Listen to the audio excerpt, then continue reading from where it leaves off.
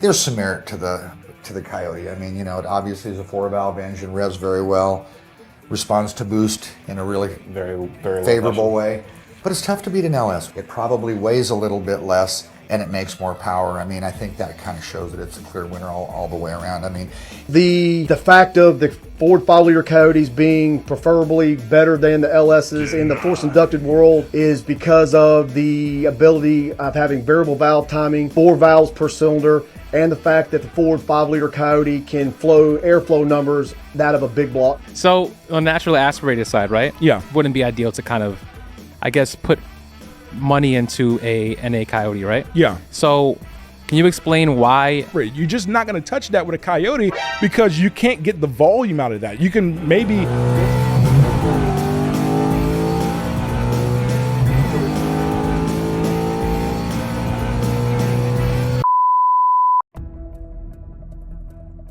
In 1932, Ford introduced its V8 flathead engine, bringing V8 power into mass production with the slogan, "Every man's power for the road and every man's power for racing." It's only fitting that nearly 100 years later, Ford is still delivering on that promise with its Coyote V8. With direct and port injection, 4 valves per cylinder, and not a pushrod in sight, the Coyote represents a radical departure from traditional American 8-cylinder values. Such technological advancements enable the Coyote to offer high RPM performance while still delivering the typical low-end V8 grunt. Ford's continued development of the Coyote is the reason that this engine is adored by owners and members of the media alike, making Ward's 10 Best Engines list in 2011, 2012, and 2018, validating this brand's determination to deliver power to both the road and track for everyday people.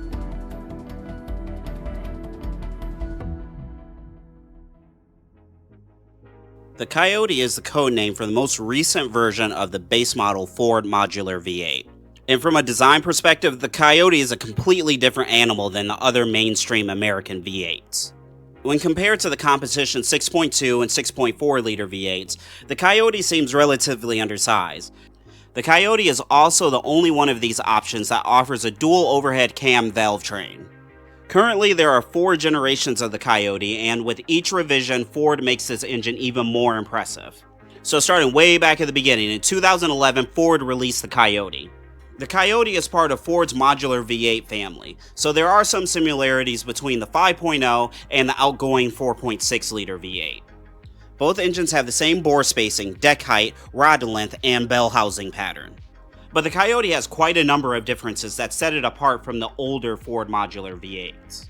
The Coyote has increased bore and stroke, resulting in a total displacement of 5 liters. Well, technically 5 liters. We'll get to that in a bit. The firing order has also been changed from that of the 4.6 to the prehistoric Ford Flathead's firing order. The compression ratio was bumped up to 11.0 to 1, while still being able to run on 87 octane. And the cylinder heads were heavily revised compared to the previous generations. The Coyote was now packing dual overhead cams, 4 valves per cylinder, and variable valve timing on both intake and exhaust. In 2015, Ford released the S550 Mustang, and with it came a brand new generation of the Coyote. The Gen 2 Coyote brought a whole bunch of changes with it too. The base model Coyote got the forged connecting rods from the Boss 302 engines, which was previously a special edition of the Gen 1 Coyote. The Gen 2 Coyote also received a rebalanced crankshaft, and the pistons received larger valve reliefs. Up top, there were tons of small changes all over the place. The intake ports on the heads were revised for better flow. The cylinder heads got larger intake and exhaust valves. Ford also added stiffer valve springs to avoid valve float. Both the intake and the exhaust cams had their lift increased.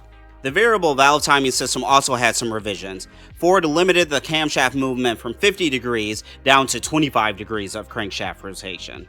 The head bolts were also changed from 12mm down to 11mm, and the intake manifold received charge motion control valves. And basically what this technology does is varies the size of the intake runner at lower engine speeds to help with efficiency and torque production. All of these changes resulted in an increase of 15 horsepower and an increase of 10 torque. In 2018, the Gen 3 Coyotes came out. The big addition to the Gen 3 Coyotes was dual fueling, which means that Ford had revised the fuel system to have both direct and port injection. This also allowed Ford to raise the compression ratio to 12:1. The other big change in this generation was moving away from steel cylinder sleeves and moving to plasma transfer arc wire cylinder walls, first used in the 5.2-liter GT350. This change also slightly increased the displacement of the Coyote. The Coyote went from 4.95 liters to 5.04 liters. And just like the Gen 2 engine, the Gen 3 has tons of small changes all over the place. The cylinder heads were revised for better flow again. The head bolts were switched to 12mm head bolts again. They increased the size of the intake and exhaust valves again. And they increased the lift of the cams again. All of these changes resulted in an increase of power again, but this time we were getting 25 more horsepower and 20 more torque. And then in 2024, Ford released the 4th generation of the Coyote. This time around, Ford didn't bring as many changes, but still they managed to evolve the Coyote formula. The most obvious difference to this engine, visually at least, is the new intake manifold with dual throttle bodies. Ford also revised the exhaust manifold, updated the cooling system, added all new camshaft caps, cam towers, and the block received a redesigned rear cover and oil pan. The biggest internal changes to this engine, though, are only available on the Mustang Dark Horse. The Dark Horse variant of the Coyote will get rods from the GT500 and an updated camshaft design.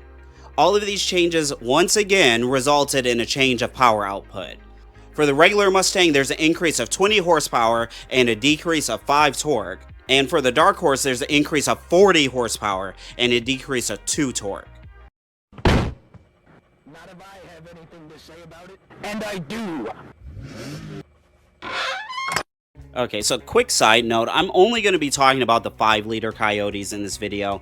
There are quite a number of variants of the Coyote that are 5.2 liters, but honestly, in my opinion, those are all fairly unique engines, and they all deserve their own video. So if that's something that you want to see, subscribe and let me know in the comments. And now back to your regularly scheduled program. At the end of the day, what Ford has achieved with the Coyote is pretty incredible. Even though the Coyote has 20% less displacement than the offerings from other American V8s in its class, it still offers a competitive power output.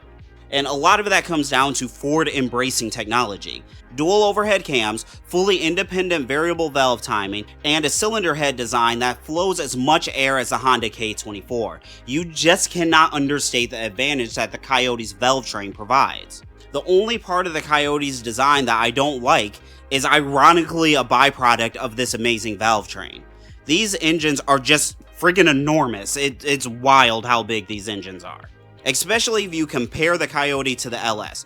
This picture is not me being stupid. This is to scale. Most LSs have way more displacement than the Coyote, but a Coyote will take up way more space in the engine bay. But real talk, if you want the technology that the Coyote has to offer, putting up with the Coyote's gargantuan size is just the price that you have to pay.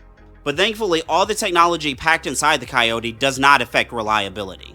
The Coyote doesn't really have any huge debilitating issues, but there are some minor issues that you should keep in mind if Coyote ownership is in your future. Issues that Coyotes might experience are timing chain tensioner failure, high oil consumption, the Coyote or typewriter tick, and oil leaks. Another issue that you might encounter, especially if you push your Coyote hard, is the failure of the oil pump.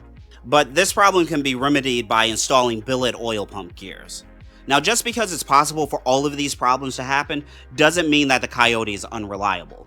Because in all reality, it's incredibly unlikely that your Coyote will be found on road dead due to one of these issues. And reliability isn't the only place where the Coyote stands out. When it comes to availability, it's hard to beat the Coyote. And that's because just like the other American V8s, the Coyote has a secret weapon when it comes to availability. Pickup trucks. Let me hear you say, truck, yeah, I wanna get it jacked up, yeah. The Coyote was not exclusive to the Mustang. Ford also put this engine in the F-150. And since the F-150 is the best-selling vehicle in the United States for the last 40 years consecutively, that means that if you live in the United States, you can easily find a Coyote because Ford built millions of these things. But it's also important to note that there are differences between the F-150 and the Mustang Coyote. The F-150 Coyotes have cast iron exhaust manifolds, while the Mustangs have stainless steel headers. The Mustangs also have substantially longer duration camshafts.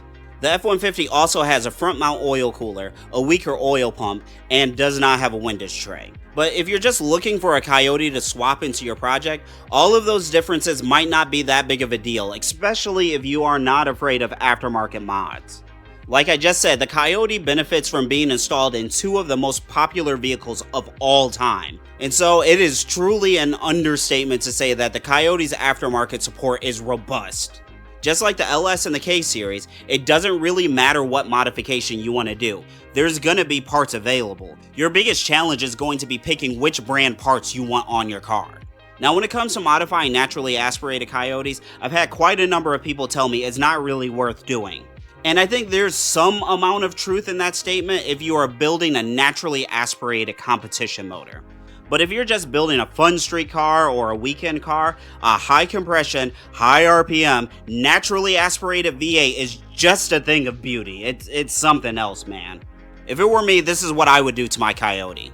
I would do the 3-2-1. The Coyote 3-2-1 formula involves building an engine that has a Gen 3 bottom end. You can use either a Mustang or a F-150 bottom end. And then you add in Gen 2 Mustang cylinder heads. And then finally you add in the timing components from a Gen 1 Coyote. Round that formula out with some basics like cams, valve springs, Cobra jet intake, long tube headers, and you're gonna have a real nasty street car. But like was said earlier, if you're looking at building a naturally aspirated V8 engine for competition, the LS is probably the way that you want to go. In almost all situations, when it comes to producing naturally aspirated power, the bigger motor is just better. It just is. So, like, when it comes to a solid NA build, the LS and LT is going to be king purely based off how the block design is. Okay. Like, LSs and LTs have a 120 millimeter bore spacing, which means you can get more cylinder volume out of those blocks versus a Coyote, which is still based on the modular architecture, which is 100 millimeters or 110 or 100 millimeters. So it's a smaller spacing between the bores, so you can only bore it out so much before you start to encroach on the next cylinder. Right. So you can bore these LSs out to 4.125, a LS7, 427 cubic inches, 7 liters. Yeah, you do a huge cam, some CMC ported heads, a Holley high ram. You're making 700 wheel horsepower naturally aspirated. You're just not going to touch that with a Coyote because you can't get the volume out of that. You can maybe go to 5.2 with a Voodoo, and then after that do a Plasma Man intake or like some super hot rod cams, like some Comp Cam Stage 3 NAs. Yeah. But at that point, it's still only going to be able to suck in as so much air. With even if volumetric efficiency is 100%, you're only squeezing in at 100%, 5.2 liters out of 5.2 liters. If an LS is 90% efficient, I mean, out of 7 liters, it's still 6.8 liters or 6.7 liters. So you're still just moving a much larger mass of air. Right. And you're just not going to beat that. When it comes to naturally aspirated power, the LS really leans on the fact that it has some absolutely mammoth displacement options. But the advantage really starts to turn towards the Coyote once you start adding forced induction. The Coyote cylinder heads just flow really, really well. And then you add in on top of that the huge benefit of the Coyote's variable valve timing system. Yes, I know the LT and some of the LSs have variable valve timing, but you cannot independently control the intake and the exhaust valve timing. They're linked together, they're on the same physical camshaft. But that's not a problem for the Coyote. The Coyote can independently control both the intake and the exhaust. And being able to do that, the Coyote is capable of some just astronomical power figures. When it comes to electronics and control systems for this engine, things are pretty easy as well too. You can get electronics from Ford via the control pack, or you can go into the aftermarket with controllers from companies like Haltech or the fan favorite, the Terminator X. But just keep in mind, like I mentioned with the N54 a few episodes ago, a lot of aftermarket ECUs do not support direct injection. And that could be problematic if you are working on a Gen 3 or Gen 4 engine. At the end of the day, if you decide to put a Coyote in your project, you will not be disappointed by this engine's aftermarket. And you also won't be disappointed by the value that this engine provides. Like I mentioned before, it's really easy to find this engine because it's just a common normal production engine. But what really hurts the Coyote in the value category is that it's a relatively new engine. In fact, the Gen 4 engines came out within the last year.